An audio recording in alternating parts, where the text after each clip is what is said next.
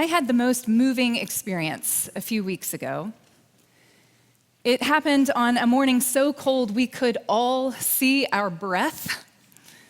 The venue wasn't anything fancy. It was an empty gas station parking lot on Providence Road, once it has turned through that 5-point intersection and heads uptown.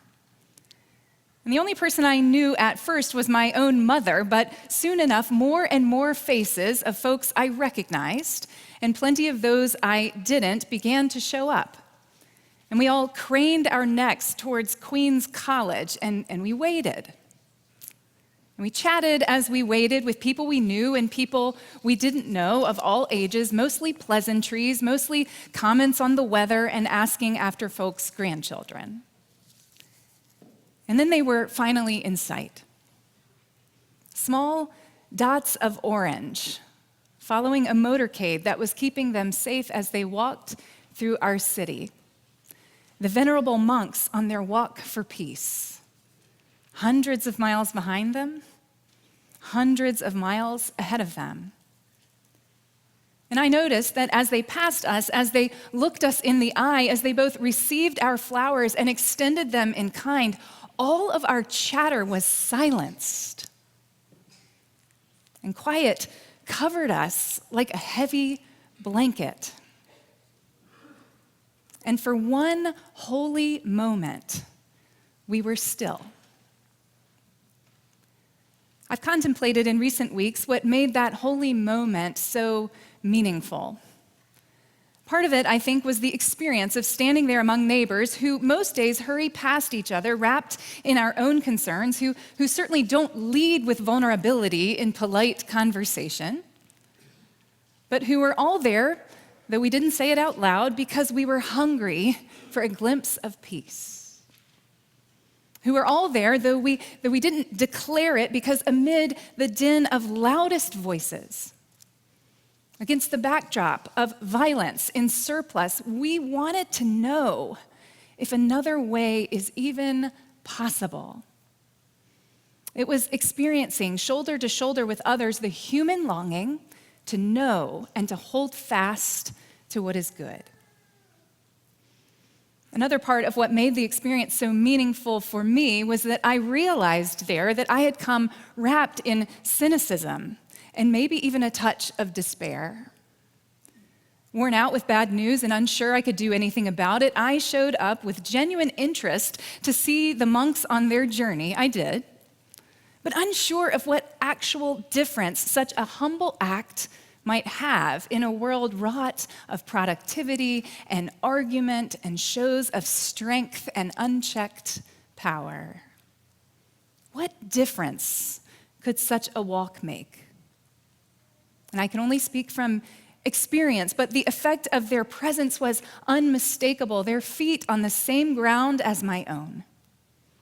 And to my surprise, it was the humility of the act that spoke so powerfully to the longing that had gathered us all there in the first place. Their offering stood in stark relief to what we have become accustomed to. It was different. They didn't give us an argument to respond to, but a powerful, unadorned demonstration of what it is they seek, which our tradition would call God's shalom. And it was that disarming humility that broke my heart open to hope. And the tears in the eyes of those around me I took as evidence that I wasn't alone. I asked a friend who had also seen the monks walking through our community why it brought those tears, to which he responded, because our spirits can recognize holiness making its way through this profane world. When Paul comes to Corinth, he has a message to share and a choice about how to share it. And it seems to me that for that message to be heard, he knows that there has to be what the English teachers among us would call a form and content match. How he chooses to share his message matters as much as the message itself. Now, ancient Corinth was a cosmopolitan Roman colony where Greek rhetorical culture thrived, with public speaking highly valued as a marker of status, education, and persuasive power, both in civic and religious contexts. And so Paul could have come to the church in Corinth like the debaters of the age, those who garnered power and influence by way of their eloquence. But he knew his message wasn't actually about how to garner power and influence. Paul could have come among them to demonstrate his own wisdom, to cultivate his own following, but he knew that the content of his message wasn't about puffing himself up or proving his own profundity. The apostle could have come among them to tell the people what they wanted to hear in words they were used to hearing, or to receive flattery of those who love a creative turn of phrase. But Paul knew his message had the power to transform the status quo instead of reinforcing it, knew that his message was not really about him at all. Paul's deliberate rejection of sophisticated eloquence in favor of simple gospel proclamation would have struck Corinthian audiences as countercultural and even foolish, given their deep appreciation for polished philosophical debate. But Paul knew he was entrusted with the good news of another way to live. And he trusted that those with eyes and ears and hearts to hear would perceive what the rulers of the age could not.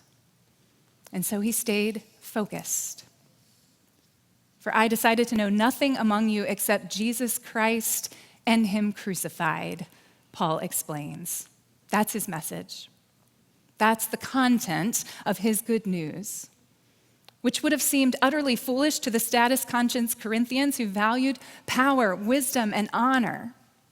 Crucifixion was common in that day, to be sure, and reserved for the lowest criminals in Roman society.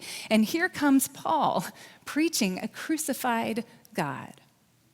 Here comes Paul pointing to a vulnerable God, a God who identifies with criminals, a God whose redeeming love saves sinners, a God whose message so challenged the ways of empire that it sought to silence him, a God whose love is stronger than death.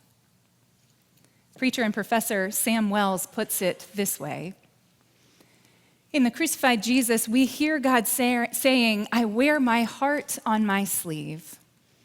Jesus' cross isn't that complicated. It's God saying, this is how much I love you. It's a judgment on every other inadequate gesture of love. It inverts all worldly values, declaring that God's power was perfected in weakness, that true wisdom often looks like folly. Do you have eyes and ears and hearts to understand it? Paul came to preach a crucified love. And so in order to deliver that content, Paul's form, his posture, is to come to them in weakness and in fear and in much trembling. He says, in short, as one who, like them, has need of God's love, trusting not in his own wisdom or pushing his own ends, but in the Spirit, trusting in the Spirit to be at work. He rejects the method of other orators of the day whose goal differed from his, and assumed instead a posture of humility that points beyond the messenger to what is good. It's a posture of love that points to love itself, It was a form and content match. Now, I know the letters of Paul can get a little doctrinal, a little dry, and our passage for today certainly reads that way on a first pass. But the point Paul seeks to make, I think, is so relevant for us today. Because these days, there is often a form and content mismatch in the way the story of Jesus Christ is shared. And I think my friend was right. I think our spirits can recognize holiness as it makes its way through this profane world. when the medium matches the message. But I think it is also true that we can recognize when a word is not holy at all, even when it invokes the name of Jesus Christ. We can detect when there is a form and content mismatch, and it happens when somebody speaks about a loving God while hating their neighbors, or preaches peace while drawing the sword. We can detect it when the story of Christ's selfless love becomes self-serving, or when there is lip service paid to the inclusive love of God, when there is a practice of excluding people from it. We can detect a form and content mismatch when there is talk of the grace that we do not earn and that sets us free, while attaching strings to the good news we share. But we know, as Paul writes later in the same letter to the Corinthians, that there is a yet more excellent way. We know that for the Christian message to have any integrity in a world in which it is co-opted by the rulers of this age to prop up ideologies in their own image, the form has to match the content. What we say depends on how we speak it. What we proclaim, we also have to embody. And we believe in a God who wears his heart on his sleeve, do we not? Who on the cross says, "This is how much I love you." And we can say that knowing all the while that what the apostle wrote in his famous 13th chapter is true. That if we speak in the tongues of humans and of angels, but do not have love, we are a noisy gong or a clanging cymbal. For love is patient, and love is kind. Love is not envious or boastful or arrogant or rude. It does not insist on its own way. It is not irritable. It keeps no record of wrongs. Love does not rejoice in wrongdoing, but rejoices in the truth. It bears all things, believes all things. It hopes all things. It endures all things. Love, the apostle says, never ends. If this is our proclamation, then it also ought to be our practice. For when God's love is the content, only love can be the form in which it is conveyed. And there is that old hymn that got it right, isn't there? They will know we are Christians by our love, by our love. Just ahead of my sabbatical last summer, someone in this congregation gave me a copy of Alan Levi's beautiful novel, Theo of Golden. It tells the story of an elderly man named Theo who shows up one day to a fictional city named Golden, which is modeled after Savannah. And nobody in the town knows who he is or why he's there.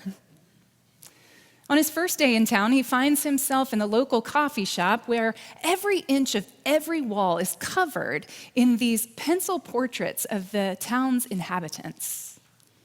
And Theo makes it his mission to buy each one of those portraits one by one to give them to their subjects. And he insists on doing this in person, meeting these people face to face, meeting each person, each individual, so that he can look them in the eye and tell them what it is he sees in their face, what particular beauty is theirs. And nobody in this novel can understand it. This reader couldn't understand it. Why he insists on doing it that way when he could so much more efficiently, just mail them, for example.